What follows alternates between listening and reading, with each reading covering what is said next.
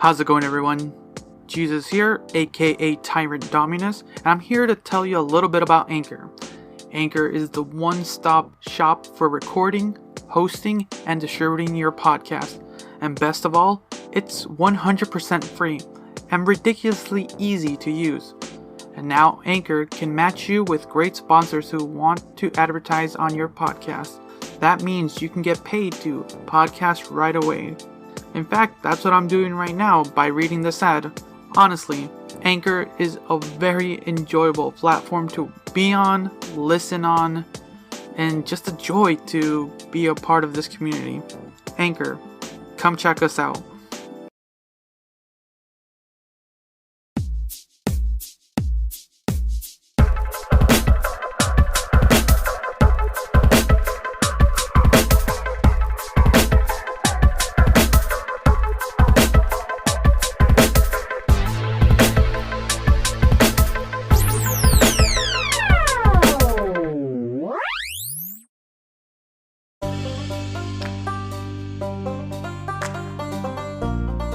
And welcome back to Reactioncast. It's your host Jesus, aka Tyrant Dominus, here to bring you another television review.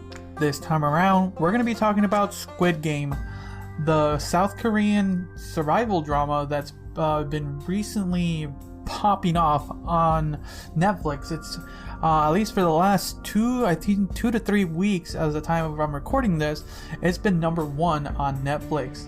And originally this got released back in like mid-September, and it's just like Netflix has been like really populating its library with a bunch of variety, and it's been very enjoyable seeing other countries' media. So it's been great, and I personally have been enjoying different things. I remember I actually did a review back on my YouTube channel on the I think it was a Portuguese show called 3%, and that was enjoyable. So Squid Game, we're going to talk about Squid Game here. Squid Game, simply put, is kind of is like a debt collector with combined with Dead Man Wonderland. It's just this very intriguing show where individuals who are literally down in their luck, in debt, debt collectors are after them, and they're given a chance to win some money. 456 people are given this opportunity to acquire money. All they have to do is win 6 games in this like death matches, and for the most part, I won't spoil anything, because the show actually has a really reasonably interesting pacing to it. What I'll say is episode 1 gives you basically a really good intro into what you're getting yourself into, as your show is down in your luck. Main character of what was the name? I'm gonna be really bad with Korean names, so I do apologize. With our main lead, Jin-hoon. Son Jin-hoon. Yeah, I believe that was our main lead. You're a standard classic main character, down in his luck, living with his mother, failed businesses, wife left him. All this classic stuff for a main lead for these types of shows. And then he's approached by this gentleman with an opportunity to win some money. Upon that, he just continues on, and then he's pulled into the big main, just this cacophony of people that wake up in this random room with these strangers that had these Among Us costumes. It was crazy. And then you get into this very very simple game of red light, green light. A classic child's game. I think most of the world has played a version of this. It's a very simple game where you go when it's green and you stop and when it's red, and if you move while it's red, you're out of the game.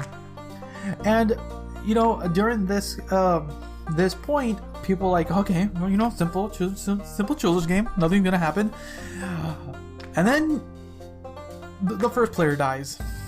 And then I think nearly half the players die. And it's not really that big of a spoiler because this is episode 1. And it's a very good driven episode 1. Because then if your thoughts for this 9-episode series is this is gonna be basically the show, how are they gonna extend 6 games into 9 episodes? And what's good about it is episode 2 does a reasonably good little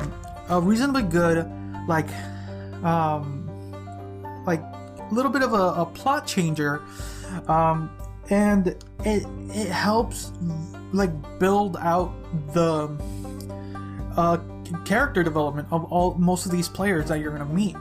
And that's what makes shows overall intriguing, is that you want to enjoy the characters that you're watching. You want to feel something. You want to love them. Do you want to hate them? Do you want to know more about them? And mostly for this types of shows, just follow, because for the most part, you are following the main character of Jin-hoon, but there are some other members. There's the gentleman. What was his name? His friend. How do you pronounce that? Oh my god. Hansu? I think that was it. The one, the gifted student. And they keep bringing this up. And he, for the most part, you wonder why the gifted student is here in this moment. He owes some money because he is in this moment in this death game. So you're wondering, okay, you want to know more about this gentleman. You get to meet,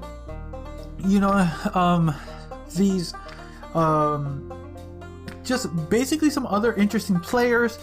And along the line, there are some other subplots going on. Some of them pay off, some don't. It's very intriguing. I think what they might do during season 2 might expand on what some of the subplots that didn't kind of really play out really well will kind of succeed there. But for the most part, you get a reasonably interesting show from beginning to end of the journey of all these individuals. And you just hope and wonder and see what game they'll play and how they'll interact, because it is one of those it's interesting. It's it gives you this weird prisoner dilemma, and it gives you this weird sense of cabin fever. There's just everything in this thing where you're kind of stuck, and you're a rat trapped in a corner, and there's no way out, and you're being made to basically play children's games or you die, but for a chance to get out of this pit that you have somehow ended up in your life. And for the most part, you like I said, the characters that they showcase in this television show are very intriguing. They do a reasonably good job building story. I personally highly recommend you watch this in Korean. It's for me, I'm used to watching shows subtitled. If you are a frequent listener of Reactioncast, there are animes reviews on this show, so I'm it's normal for me to do traditional readings of subbed shows. I did try watching episode 2 in English, and just because I kind of watched episode 1, I was still more intrigued, but I was getting to that point where I'm okay, these are going to be hour-long episodes, and it's a little bit exhausting, just because I'm kind of watching these in a row. so much. I just don't want to overthink and stuff like that. But I don't know, it just didn't fit well. Lip sync gets to me too. If the lips aren't syncing, it just bothers me. But I did hear it. They're not bad. The English cast isn't that bad. But I think watching it in its native language is key. I always say this for the most part on most shows that are not basically American. You should, or anything in English, that you should watch it in its native language, because you get a little bit more out of it. Like you just get more like oomph to the show, and a little bit more gravitas for some scenes for sure. For the most part, you kind of already understand what the show's gonna go from episode 1. Episode 2 just gets you more pulled in, and you just start to ponder some other things. The rest of the show, for the most part, is like intriguing, wondering what's gonna happen, who's gonna perish, what's the overall like end game for the show, because you just really don't know. And like, why is this all happening, you know? It's one of those interesting things, because it feels like they will be making a season 2. I've been reading reports of the director of the Squid Game. Man, he took so long. He worked so hard to get this show like out to the public. I've read stories where he literally had to sell his laptop just to continue surviving himself. And he's like been trying for like I believe 8 to 9 years to get this show up and running, and Netflix like said, sure, why not? Like, good on the director and for getting this. Was it the director or the writer? I might be screwing that up. Actually, director, writer, and creator, all same guy. I think like Doon Hyuk. I thought his name is Doug for a second, but it's Doon Hyuk. I think that's how you pronounce it. But yeah, like, mad props to him. And I know he said he's thinking of working on a second season, but he does not want to like belittle or like offend the audience that have like cultivated this like fan base for this show, because it is a very intriguing show. I myself know that I probably could survive. I could survive red light, green light. Second game was kind of fucked. I won't.